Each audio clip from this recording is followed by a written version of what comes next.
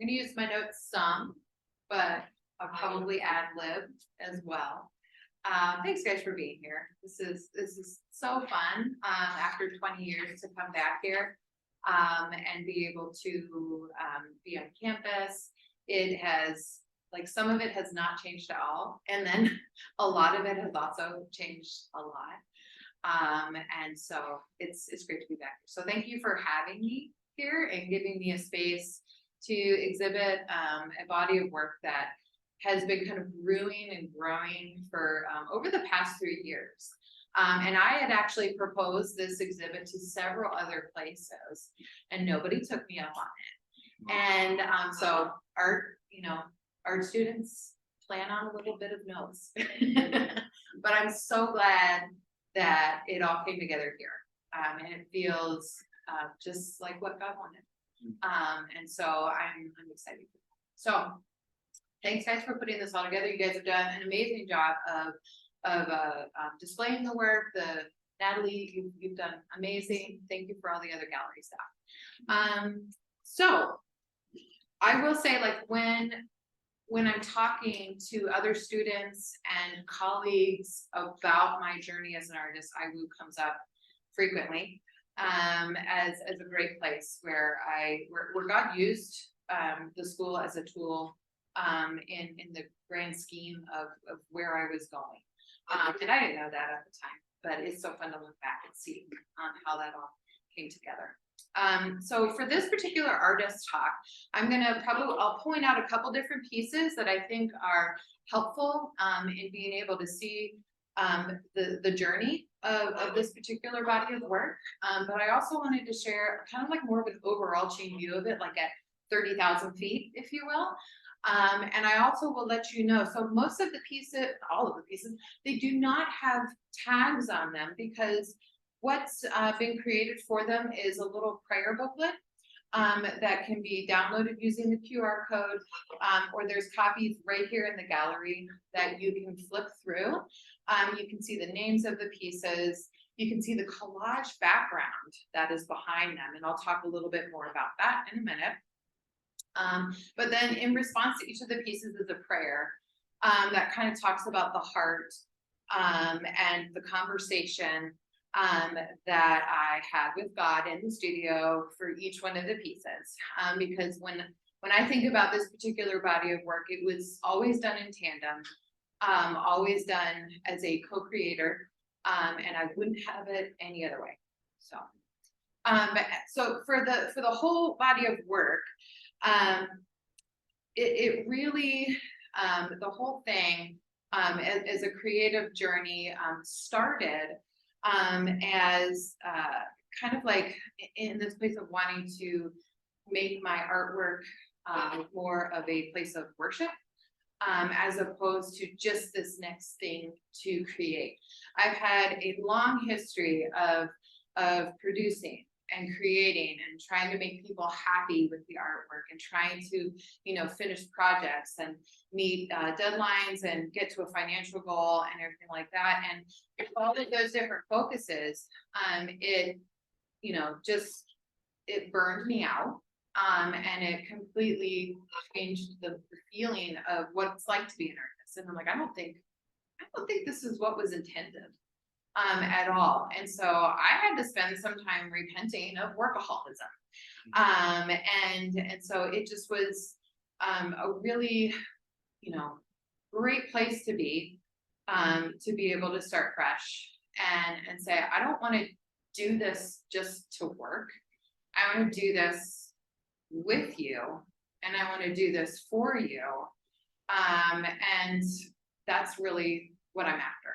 And so I think that's really what this body of work came from, in that journey and trying to reclaim my joy as an artist and reclaim what it looks like to work in partnership with the Spirit, and Jesus right there beside me telling me like what paints to do next and what colors to do and what brush stroke to do and what to hit, and just talking to him the whole time about like, I don't know what to do next. I don't know what to do with this piece. I don't like, there's collage materials that I need to find. I don't know where to find them. And so just talking through all of that with him has been fantastic. So, so as far as the kind of like my journey in landscape and in working with trees, I started focusing on landscapes after college. I had been doing some plein air painting with other colleagues and friends, and so it had always kind of been in the background. I grew up in rural Pennsylvania, so nature was all around all the time. And I always had kind of like this sense of I'd like to be outside. I like to be out there. It makes me feel alive. Later on in my journey with capturing nature, I realized really what it did is it made me feel complete.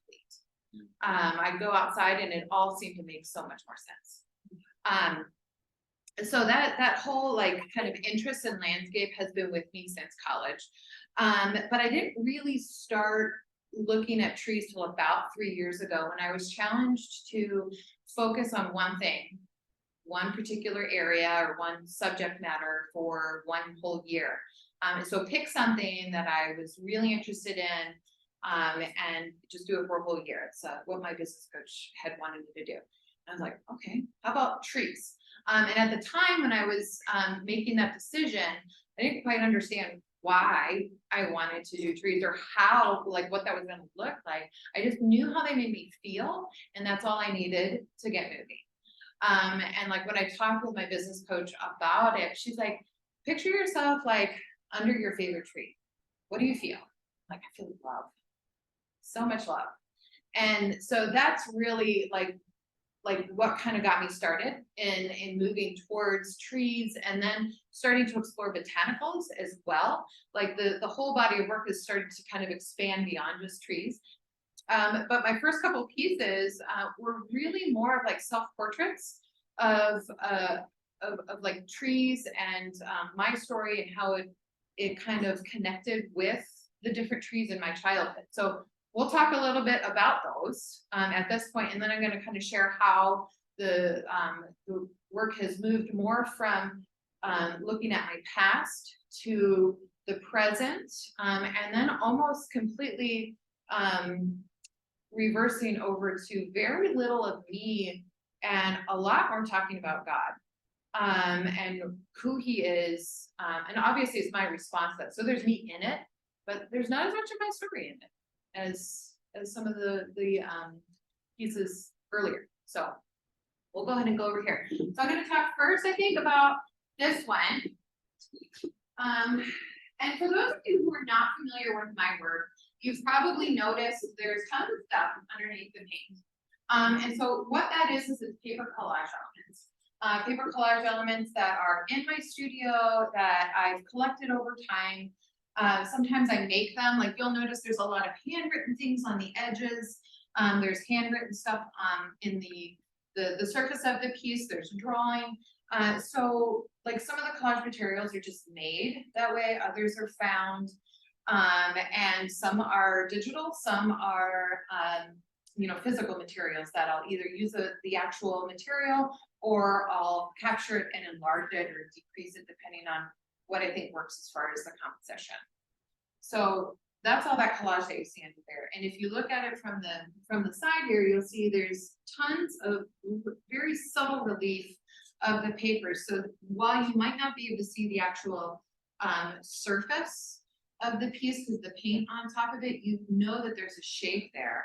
And isn't that kind of indicative of life? Sometimes like you can't really see what's going on, but you just know there's something. So that's one of the things I love about that side view. Check that out. So like with this piece here, this is called the gathering tree. And it is an old Chinese chestnut tree that I grew up with. It's the photo reference is taken from the person who actually owns the house that I grew up in. And she captured it for me. Looks a little bit different than when I was young. Like I remember the tree being like massive, right, as a little girl, and I felt like the pictures that Elizabeth had sent me, and I was like, that's not nearly as big. So this piece, or the tree, is from one of her reference pictures that she sent me, and the entire collage background story is about how this tree was kind of a central meeting point for our family. It was in the smack dab middle of the yard. And it's like where we would come to do family pictures. Like anytime we wanted to get pictures with friends and stuff, we're like, meet at the tree. And so we would climb in it all the time. Like friends would come over and we'd all climb in it because it's got that really good like hand structure for being able to kind of just sit in the little areas there. And so a whole bunch of people could fit in that tree. And the other aspect of it that I love is so as a chestnut tree, it had like the burrs and then the chestnuts inside. So it would drop all of these chestnut burrs all over the place. And so you really like want to watch out for your friends. Like when they come over and be like, just don't step on those, that's gonna hurt. But then my dad would, after the chestnut pods had opened, he would collect all of the chestnut seeds out of there and roast them on the stove. And there's, if you haven't had roasted chestnuts on an open fire, but they're delicious. And it's just, that was just part of my childhood, part of growing up. The whole piece is really about the idea of gathering, the idea of community, the idea of helping each other out, watching out for each other, pulling people up into the tree, maybe helping them back down. But so this is not a tree that I would really ever engage with by myself. It's always a tree that was part of my relationships and my connections with other people. So that was one of my first tree pieces. And so again, portrait kind of childhood. This one over here is another one from my childhood, and I had to put a whole bunch of reference together for it because the tree itself had been gone. It had to be cut down because of the story that made it so important to me. It was at the on the, let's see, it would have been on the left side of our yard. At the bottom of a hill. So our house was on a hill, and the driveway looped the whole way around the house. And so my parents had this old Ford Fairmount car, and mom had, parked it at the top of the driveway. And we had just gotten back from the pool. My little brother was in the car. I don't even remember how old we are. Mom, you probably know. I see you. And so she had the car in there. She was bringing in a whole bunch of stuff. I had gone inside. And my brother had been fooling around in the car. And I think he was 4 at the time. And he took the car off he put it in neutral. And cars back then in like 1978, 1987, I don't remember what the year was, it rolled down the hill. It rolled right down the hill. And so our property, it would go down, and then on the like beyond this tree was an alleyway, but then it continued to slope down into a creek area after a big cornfield. And so it is very possible that he could have gone all the way down into the creek. But he didn't because of this tree. This tree was perfectly placed by God years and years and years before, and caught him. So he hit this tree here, completely totaled the car. And he had kind of been hidden in like the passenger's side, like underneath, because the dude started going, he's like, oh no. And then he went down there. And so the car crashed into the tree. It probably protected him more than we'll ever know. And so this entire piece really is about how that particular experience and that story taught me deeply about the protection that God gives us, and how not only just overarching protection, but protection for the people I love, protection for me. And I think it took years, many, many years after that to realize that protection extended not only to the people I love, but to me. Because isn't that the hardest thing to realize that God actually loves you and not just everyone else around you. So, but that's really the story of this piece. And if you look closely, you'll see there's tons of cards in there. There's pictures. There's a couple different pictures of a kind of a mischievous little boy, who is representative of my mischievous little brother, whose nickname after that time was Crash. So yeah, that's good text.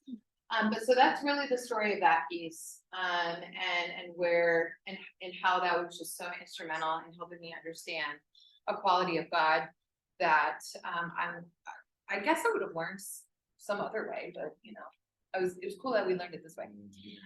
So those are those two from childhood, and then we're gonna walk over here. So how much time do we have? 11 hours. 11 hours. Yeah. Sweet. Cool. So this is the third piece from the group of work that I did based on my childhood. And this is called the waiting tree. So that one was called Bulwark. This is called the waiting tree. And again, it was taken from reference of a maple tree. Not the exact maple tree because it's not there anymore. But my dad was a state farm agent. So, you know, kind of like self-employed. I mean, they had a bigger arching company, but he really was running his own business. And so our family would constantly be at the office. And Dad would go see my grandma, and then like we would, you know, go hiking in the woods and stuff close to the, you know, property where he grew up and everything. And then we would come back and he'd always say, I've got to make a couple phone calls, or I got to grab a couple things at the office. So we would stop in to the office, pull in, and I knew every time when he would say that, we'd be there for a little while. It's just something I had learned. Or just like he would tell us for hikes, like, oh, it's not gonna be that far. It's fine. But so this piece, the way this tree kind of intersected with my journey as a child is I would climb up in that tree a lot while he would be in the office. And making phone calls, talking to secretaries or whatever. And I would sit in that tree and I would grab the little pinwheels and just let them float down and just completely entertain myself for however long he needed to do his work. And so I feel like this piece or this particular tree helped me learn how to wait well. Or learn that that's something that could be done. Because honestly, like I'm terrible at waiting. I'm like not a patient person at all. But you know, God's gracious, right? He helps us in all those different things. So those little pinwheels, like you'll see little helicopters, like this is a little maple pod here. And then if you look in the booklet, you can see it a little bit better. But there's these little like play school helicopters that I combined with the maple seed pods because they're like helicopters.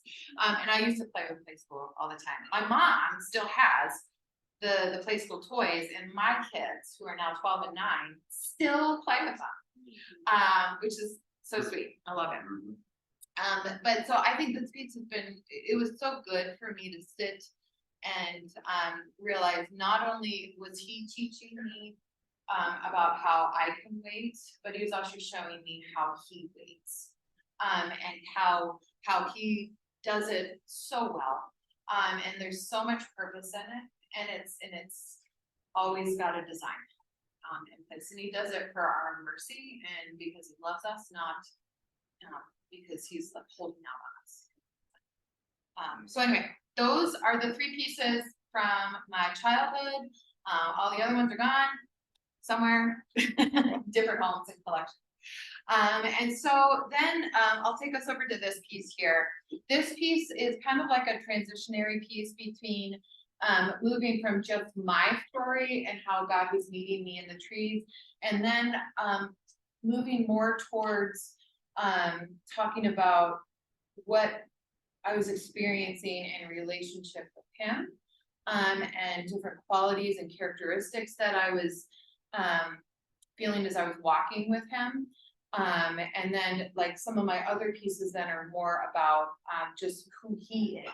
So it's like, I'm in this piece here with him, whereas like, this is more like, these pieces are more of like, more about my story. So as you can see, it's kind of moving, it's changing. This one's called Into the Depths. And the piece was actually completed this year. In Colorado, we had a ton of rain. We had so much rain. All of our reservoirs are full. And yeah, so we have reservoirs, man-made places for water, none of this like, natural lake stuff, but they just have to build places to store water. Because water is very, very precious in a desert climate. So this is Carter Lake area. This is a place where we were camping, and I was enthralled by these young cottonwoods that were hanging out in the reservoir. They had probably grown up when it was a drier season and the reservoir was much, much lower. And now here they were, stuck in water, going, what the heck did we do? And I really, like, when I looked at that scene, it just felt so close to my own journey, as far as how, like, sometimes you just feel like you're in the thick of it. You feel like you're in the depths. And there's, maybe some negative about that, but there's also, like, as I started developing this piece, I also realized there's a complete other side of that. Like, when you're in the depths, that can also mean something completely different. So that's one of those things I love doing with my work, is looking at not only a certain side of something, but also looking at the flip side of it. And so these trees are, I think for me, they're very just representative of God and myself walking together through this past year. And my word of the year was abide. And so it's just been really a cool journey to walk with him in all the different areas of life, and marriage, motherhood, career, community, in our church, and just figuring out what in the world that actually looks like. And can't say that I know all the answers, but it's been sweet. It's been very sweet. And so that's really what this piece is about. It's just him in the depths with me. And then the prayer that goes with it talks to you about how, because he's been in the depths with me, like, through this past year, I feel like he's kind of like pulled me down to get to the depths of who he is. And that's been precious. So yeah, so that's that one. And you can see more of the collage background in that little further.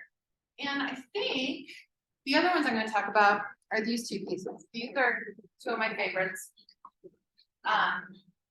So glory is here, and then sacrifice. So sacrifice, those two pieces are, they were done at the same time, and they feature Philippians 2. When I was looking at the landscape images that were kind of drawing my attention,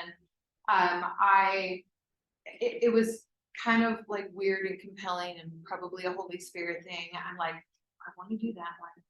Oh, and it really goes with this one. But why?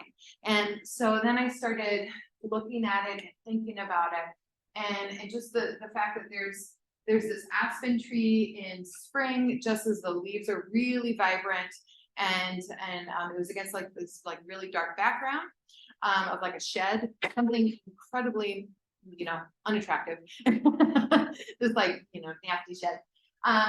But so that felt like new life. It felt like light. It felt like glory. And then this one over here felt so much like a completely different place. Still beautiful, but very different. So it felt like sacrifice. It felt like outpouring and suffering and things along that nature. It's all laid down. It's all like, it's just, and these leaves are going to decay and die where they are now, because they're no longer on the tree, right? And because of the season it is. And so while they're connected, they have two very different narratives to them. And then I realized, I'm like, well, that's Jesus. And Philippians 2 talks exactly about this. Okay, so the whole piece is going to have be based around this idea. And so that has like the handwritten script from that particular Bible passage, and the one that relates to his laying down of his glory, coming down, being a servant to all, and being a servant to death, on a cross. And then this one looks at the second portion of it, which is the glory that God bestowed on him through resurrection, and then how we get to partake in that in the future, and how we get to shine like stars and be part of that glory. So as you can see, those two pieces are pretty much just all about Jesus and how much I, have loved being able to spend time in both of those areas and learning about his character and his personality. So those are those pieces. So let me see where I'm at with my notes, because I totally didn't go.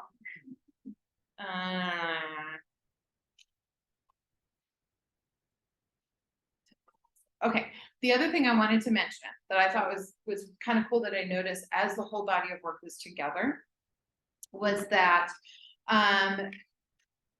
so there was that reversal of collage stories that are no longer mainly about me but more about God, and it made me think of John, like when he talks about, like when John the Baptist is talking about, like, I need to decrease so that he can increase, and I'm like, yeah, that makes sense. The paintings themselves really do vacillate from kind of like meditative, quiet, kind of slow detail work. And you'll see that there's like areas of major detail, and then there's others where it's just broad swaths of color and stroke, and just not a lot of paint laid down. And that's because I find him in both places.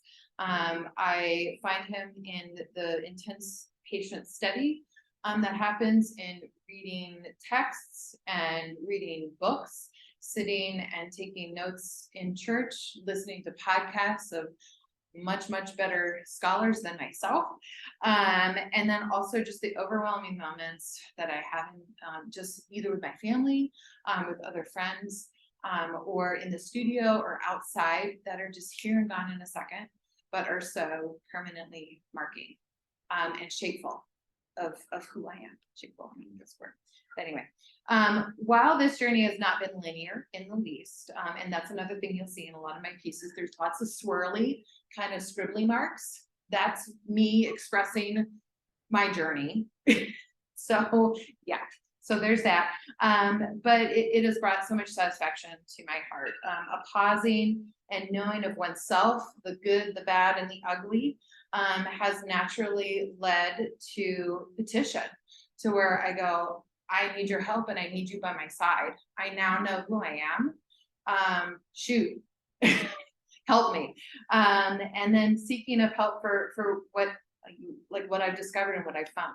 And then as scripture says, when he is sought, he is found. And when he is found, you will most likely find yourself in the same place where these pieces were conceived, which is complete overwhelm of his beauty, total forgetfulness of your own shortcomings and flaws. To be lost in his presence is to truly be found. So that is it.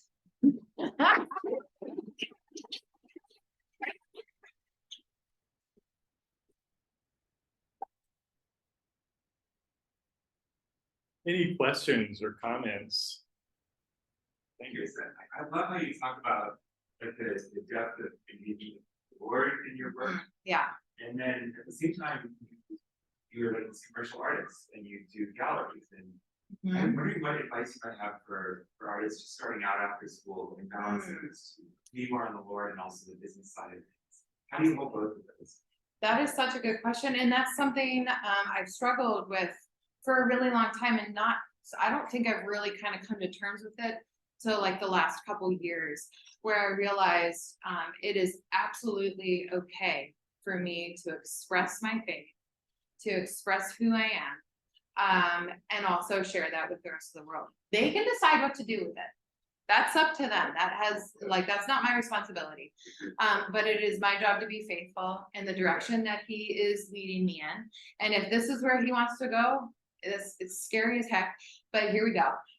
So that's, that's a big part of it, is just coming to terms with the fact that you are a Christian who is also an artist. And that doesn't mean that you have to paint pictures of crosses. It doesn't mean that you have to, write Christian music or write Christian books that's only for that particular audience.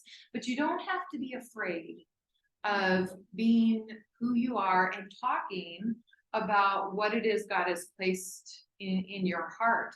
Because he did that for a very specific reason. He wants you to talk about it because there's other people out there that need to hear it from you. And so I think that's like the biggest thing that I've learned. And I work with, all sorts of different organizations. And for a lot of my work, much of it is custom. And so because of that, they get a say in what's part of that process. And I do my best to honor what it is that they want said. But also, so like recently I had a project where I was a little bit hesitant to get involved because I wasn't sure if I could hold what they wanted and what my beliefs were and what my faith said was true and that I needed to follow at the same time. And so I had a conversation with them about, I said, here's what I believe, here's where I can go, here's where I cannot go and do good work for you. And it was totally fine. But it was one of those moments where it was just really, really good for me as a believer to have that conversation, to be true to who I was, and also just lay it out for them and let them know where I stand. And of course, it's incredibly respectful and incredibly, well received actually. Because, I just didn't feel like I could actually do the work that they wanted me to do if we couldn't come to an agreement with this particular issue. So does that answer the question? Okay. I have a long way to say. Yes. I see unification color usage, like I see lots of yellows and purples. Is there a specific symbolism you were targeting when you were thinking? Not really. For me, it's more of how, like when I'm looking at the references, I remember being outside in those different places. I think there's probably a continuity of the color, mainly because I use a lot of the same, places that I'm going. And yeah, it's like, that's what I see. And so I think, I consistently see, these different, colors as part of my palette. It has changed, like over the years, the colors used to be almost a little bit warmer, more orange. And then I started switching over to more of like a red oxide underpainting or underglaze. And that kind of changed the tone of the pieces. And I've had people tell me, they'll be like, okay, it's kind of somber. And so it got me puzzled because I didn't even realize what I was doing. And I was like, oh yeah, and I'm looking at him. So I spent some time thinking about that. And I think, so I guess in a way it is kind of symbolic.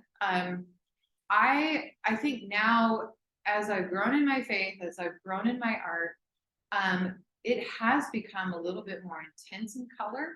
It's become a little bit more somber. I think because of kind of combining this idea of I'm an incredibly positive, optimistic person, but now I also carry with me, I think, a little bit more of a sense of reality.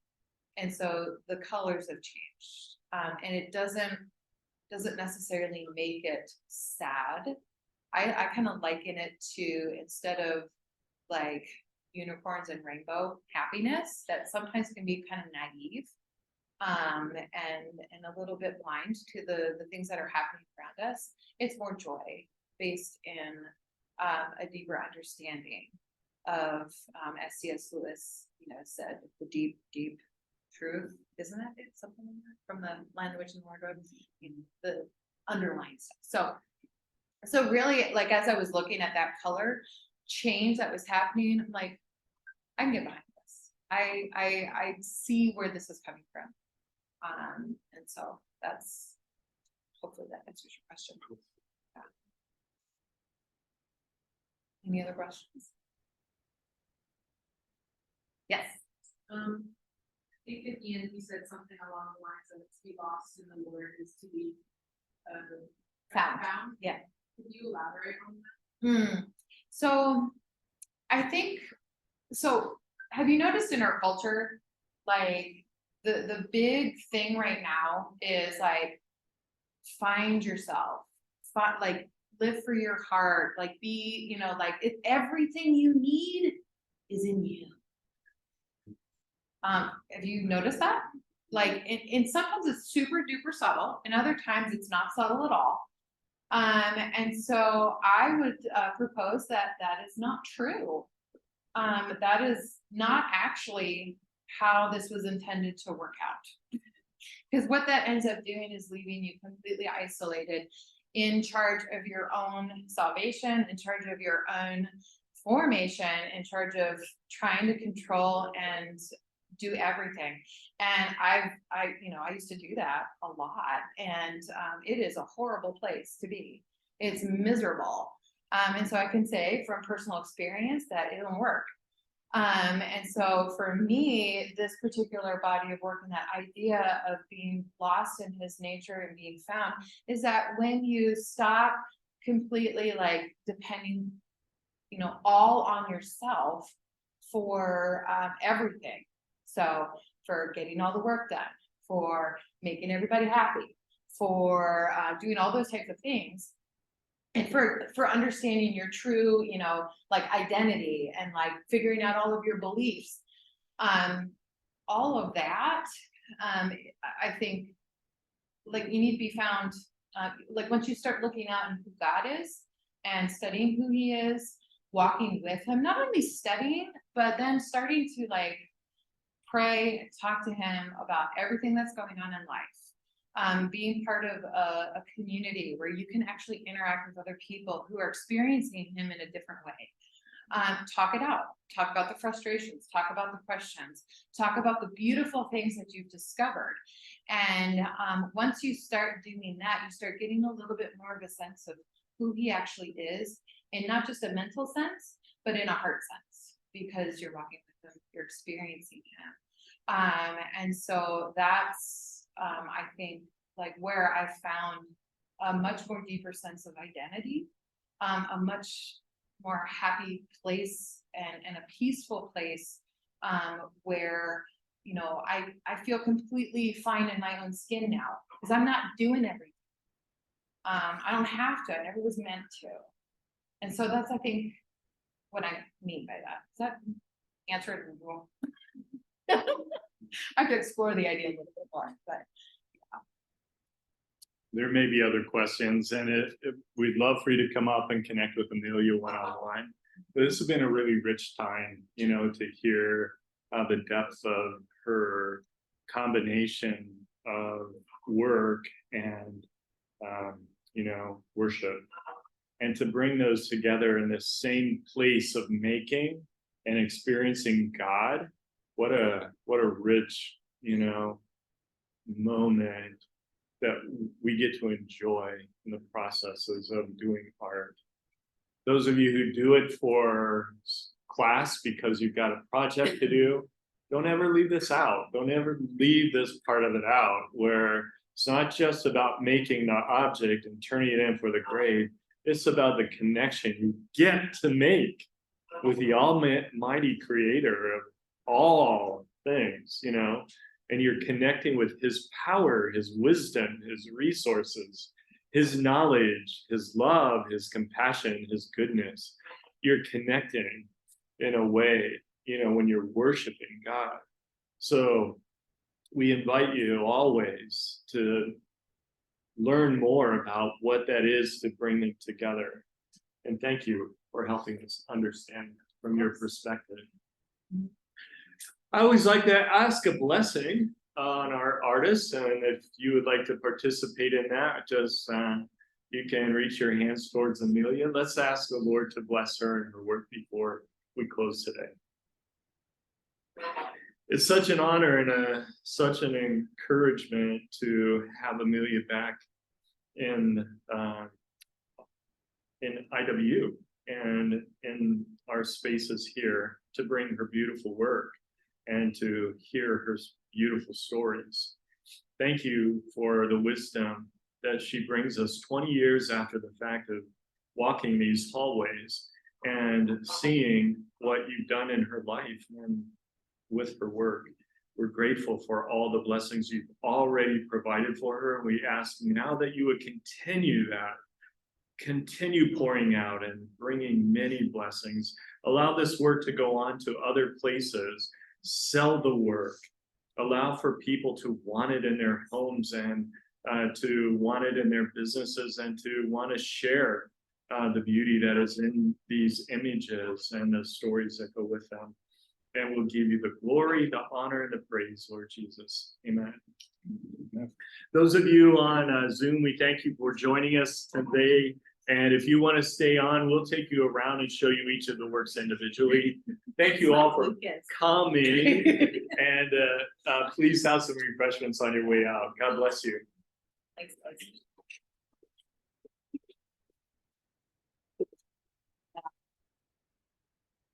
Oh, Max, that was Max. Did you see it? Oh, the dog? So that's Lucas, Hi, Lucas. and then that's Ethan, and then Oh, there's look at that. Max. Oh. Hey, guys. Yeah. Yeah. I'll take you around and show you the artwork. Text. Oh. That's the one she said almost killed her. Oh, yes. I wish Aaron had been here to hear the story of the sycamore tree. Or no, Shumac. Shumac. I like the diptych. Where's that one? It's hard to know which way to tip it to get it. Oh, that's okay.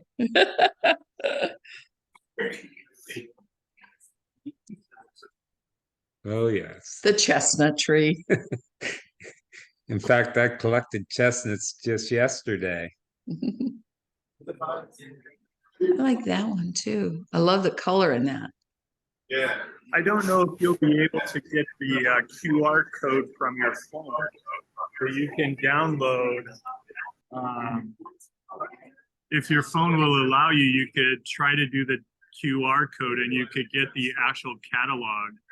She actually sent the link out in her email, so I was able to download the things. Yeah. And I would say people should read the prayers. They're so inspiring. They are. And gives glory to God. Yeah. I like that one too. I don't know where where was that one from? Do you know, Tim? He's not unmuted. But I like the light coming from I know. I behind. love it. Yeah. Out in the garage right now. Dad's out in the garage. Making Oh, ice okay. cream. All right. Okay, got it. Ooh, I like that leaf one too. Yeah, cool. They're so beautiful. We've had so many people stop in and spend Good. a wonderful amount of time. I like that. Exploring. Yeah. Yeah, with her collage background, there's so much to see, so much to be impressed upon your mind by. And that's what I like about that collage background. I do too. Yeah. Ooh, that is beautiful. Kind of an evening scene. Yeah. Which way do I go?